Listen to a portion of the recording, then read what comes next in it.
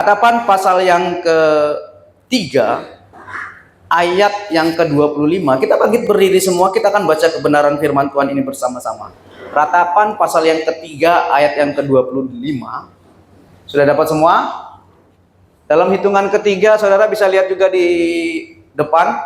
Demikian firman Tuhan, 1, 2, 3, ya. Tuhan adalah baik bagi orang yang berharap kepadanya, bagi jiwa yang mencari Dia. Terima kasih, silakan duduk Bapak Ibu saudara berkati oleh Tuhan. Kitab Ratapan ini lahir dari penderitaan yang sangat dalam oleh seorang nabi yang bernama Nabi Yeremia, karena melihat keadaan Yerusalem pada waktu itu dihancurkan. Bahkan melihat pada waktu itu bait Allah, tempat di mana Allah berdiam, itu sudah runtuh. Bahkan umat-umat pilihan Allah itu dibuang dalam masa pembuangan. Dan Nabi Yeremia melihat masa depan bangsa Israel pada waktu itu terasa gelap. Karena dengan keadaan yang mereka alami. Namun di tengah ratapan, di tengah air mata yang Nabi Yeremia alami, dia tidak berhenti kepada keputusasaan. Dia tidak berhenti kepada kesedihannya dia. Karena apa? Karena dia menemukan satu kebenaran yang teguh, yang dia tulis, yang hari ini kita baca.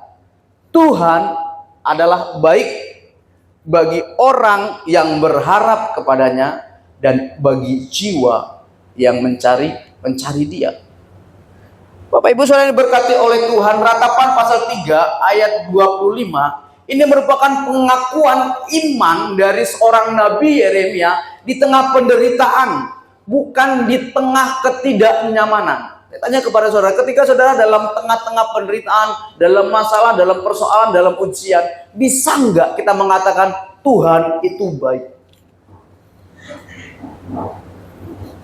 Sulit saudara. Tapi Nabi Yeremia itu mengakui dengan imannya di tengah penderitaan yang dia alami, bahwasannya dia katakan Tuhan itu baik. Ayat ini mengajarkan kepada kita harus memiliki pengharapan yang sejati. Dan pengharapan yang sejati itu tidak tergantung dengan situasi kita. Pengharapan yang sejati itu tidak tergantung dengan keadaan kita. Tapi pengharapan yang sejati itu tergantung kepada Tuhan yang kita percayai, sekalipun kita tidak melihat Dia.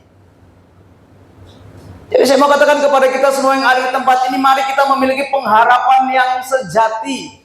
Yang kita katakan, walaupun hari ini Tuhan aku tidak melihat kebaikan Tuhan. Walaupun hari ini aku masih dalam masalah, dalam persoalan. Tapi aku tetap percaya Tuhan adalah baik bagi setiap kehidupan saya secara pribadi. Tuhan adalah baik, ini merupakan kalimat deklaratif atau kalimat pernyataan. Kalimat pernyataan ini menyatakan suatu kebenaran yang memang benar-benar sudah teruji. Bukti kebaikan Tuhan dalam kehidupan kita sampai hari ini yang kita rasakan, kita diberi nafas secara gratis, tidak bayar. Coba saudara bayangkan kalau nafas kita bayar, berapa oksigen yang harus kita kita bayar. Pas sekali-kali saudara main ke klinik, Kak, saudara tanya di situ, tabung oksigen berapa?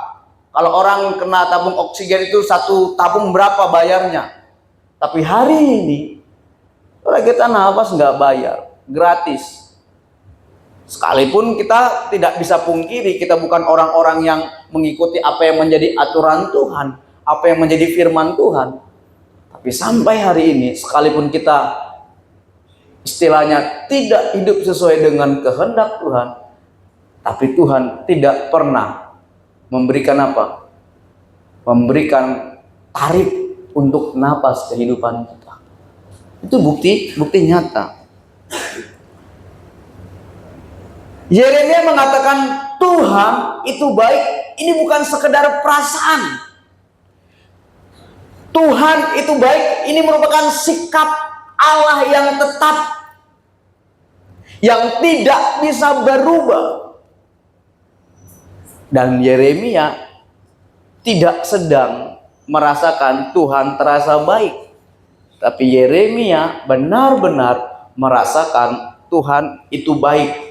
Nah, ini memiliki arti bahwasanya kebaikan Tuhan itu tidak bisa dibatalkan oleh penderitaan, oleh ujian, oleh tantangan, oleh persoalan yang kita hadapi. Yang kedua, kebaikan Tuhan itu tidak bisa diukur dari situasi lahiriah. Tuhan adalah baik. Ini merupakan pernyataan iman. Jadi mari sebagai orang-orang percaya kita harus memiliki pernyataan iman. Apapun keadaan kita hari ini, kita harus beriman bahwasannya Tuhan itu baik. Dari pembacaan kita pada malam hari ini, kita bisa melihat dua pribadi yang menyatakan bahwasanya Tuhan itu baik. Pribadi yang pertama adalah pribadi yang berharap kepada Tuhan. Pribadi yang kedua adalah pribadi yang mencari Tuhan. Coba kita cek dalam kehidupan kita. Apakah kita menjadi pribadi-pribadi yang berharap kepada Tuhan, atau pribadi-pribadi yang mencari Tuhan, atau kita bukan pribadi yang seperti itu? Yeremia 17 ayat 7 dikatakan begini. Diberkatilah orang yang mengandalkan Tuhan, yang menaruh harapannya pada Tuhan. Jadi orang-orang yang memiliki pernyataan iman Tuhan itu baik adalah orang-orang yang menaruh harapannya kepada Tuhan. Saya mau katakan kepada kita semua yang ada di tempat ini, jangan pernah taruh harapanmu kepada kemampuanmu. Jangan pernah taruh harapanmu kepada kecerdasanmu. Jangan pernah taruh harapanmu kepada orang tuamu, kepada istrimu, kepada anakmu, kepada suamimu, kepada pimpinanmu, kepada pekerjaanmu, kepada hartamu. Kalau kita menaruh harapan kita kepada hal-hal yang jasmania, siap-siaplah kita mengalami namanya kekecewaan.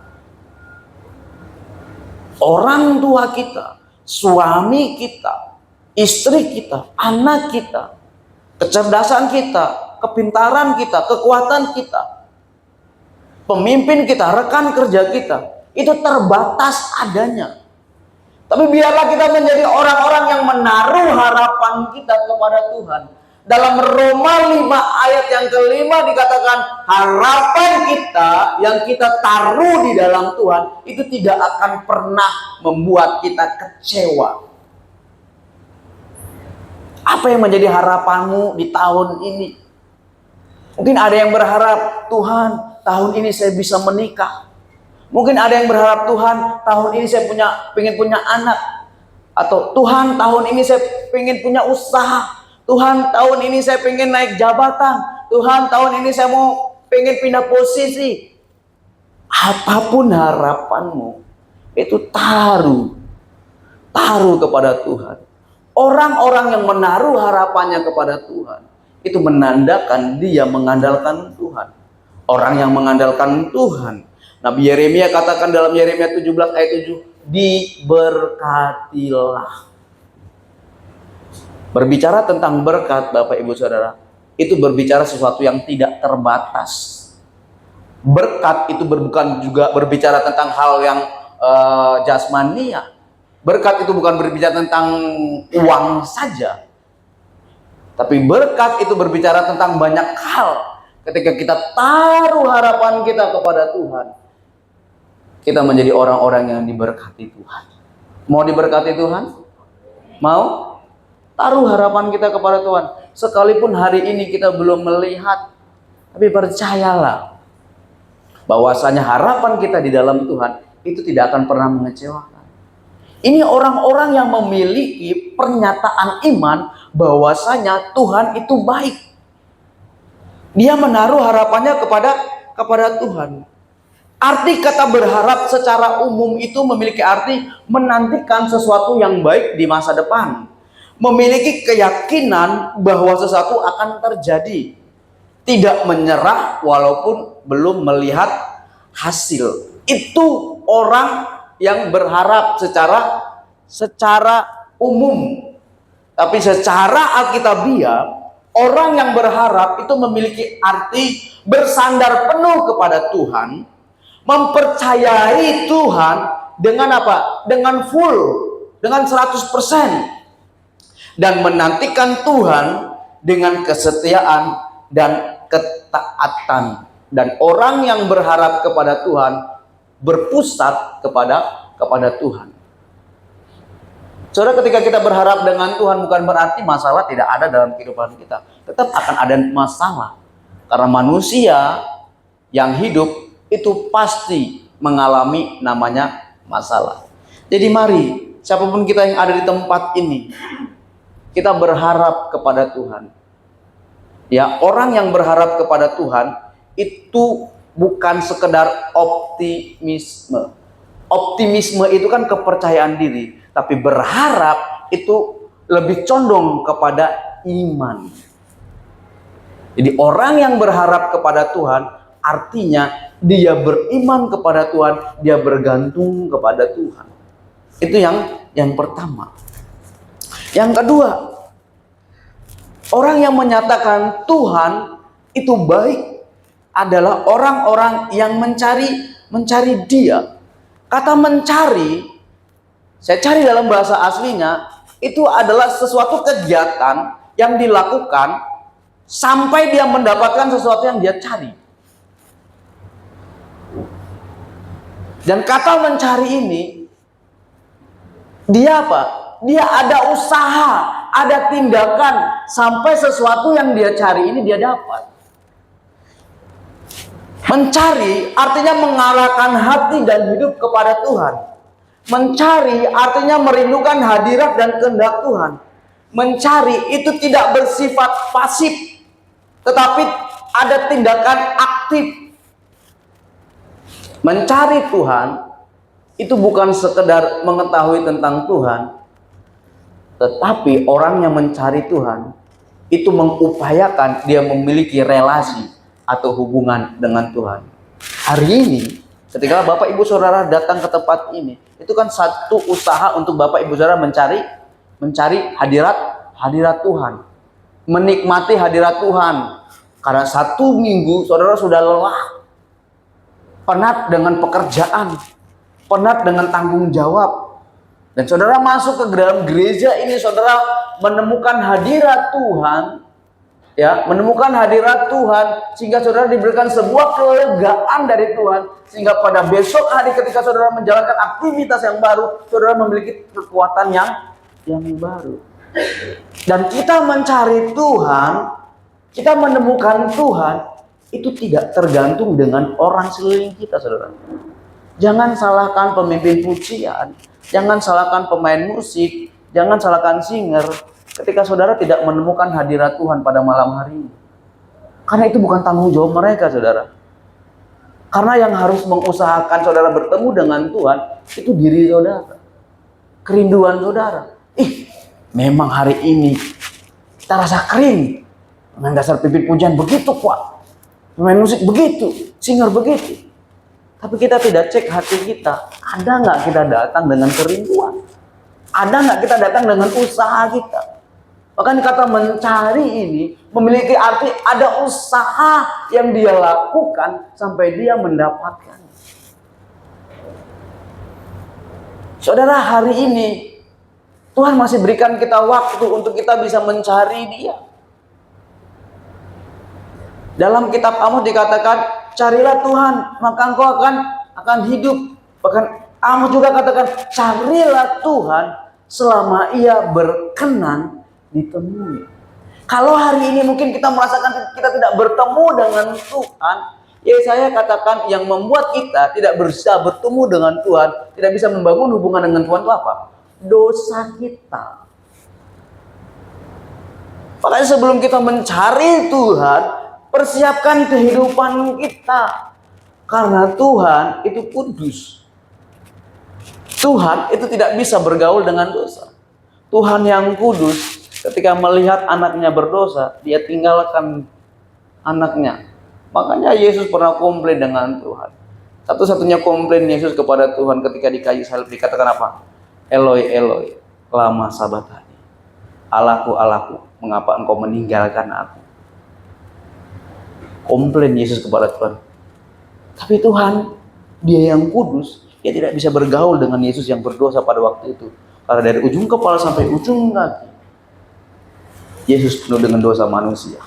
Makanya Tuhan pergi meninggalkan Yesus pada waktu itu. Bagaimana saudara?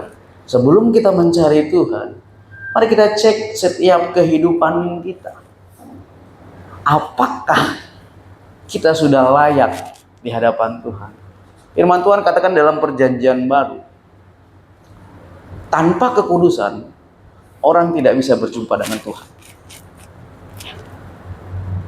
Saudara, kita nggak bisa berjumpa dengan Tuhan dengan bawa uang kita. Tuhan, ini uang saya 100 juta. Tuhan hadirlah menjumpai saya. Enggak.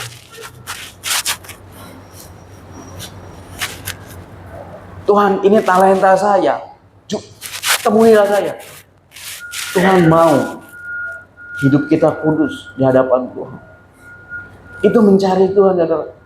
Jadi kalau kita sudah datang ibadah, kita tidak merasakan hadirat Tuhan, jangan salahkan temanmu. Jangan salahkan tempat ibadahnya. Karena Tuhan itu bisa ditemui dimanapun, dengan keadaan apapun. Asalkan ada hati yang bersih untuk datang kepada Dia. Jadi kita mencari Tuhan, saudara. Kita datang ke tempat ini. Saya mau katakan, setiap hari minggunya, ketika kita beribadah kepada Tuhan, itu jangan jadikan sebatas rutinitas atau formalitas karena kita orang Kristen. Tapi pastikan, ketika kita beribadah kepada Tuhan, kita berjumpa dengan Tuhan, sehingga ada kelegaan, ada perubahan hidup. Saudara, ibadah, ya, orang yang beribadah, ketika dia tidak mengalami perubahan hidup, itu ibadah yang kosong.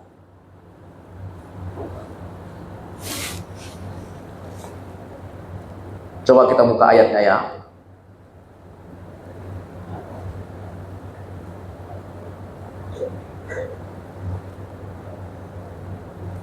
Tunggu saya cari ya.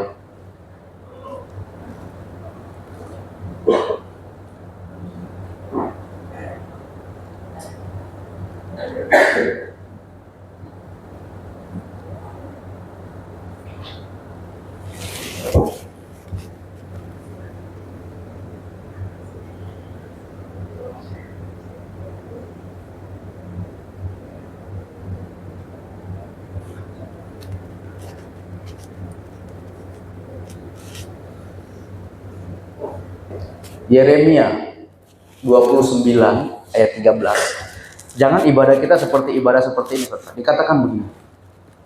Dan Tuhan telah berfirman, oleh karena bangsa ini datang mendekat dengan mulutnya dan memuliakan aku dengan bibirnya, padahal hatinya menjauh daripadaku dan ibadahnya kepadaku hanyalah perintah manusia yang dihafalkan. Kalau kita mencari Tuhan bukan mencari seperti ini, saudara. Tapi kita mencari Tuhan itu dengan kerinduan. Kita mencari Tuhan karena kita menyadari kita butuh Tuhan. Kita mencari Tuhan karena kita mau menikmati Tuhan. Kita mencari Tuhan bukan sebuah formalitas. Oh, karena hari Minggu saya harus pergi beribadah. Tidak. Tapi kita mencari Tuhan karena benar-benar kita membutuhkan Tuhan, dan ibadah yang kita kerjakan itu bukan perintah manusia, saudara. Sekalipun hari ini mungkin kau tidak diperintah, karena gini, orang yang mencari Tuhan bukan perintah manusia, ibadahnya dia tidak hanya hari Minggu, saudara. Ibadah itu kan berbicara tentang hubungan kita dengan Tuhan.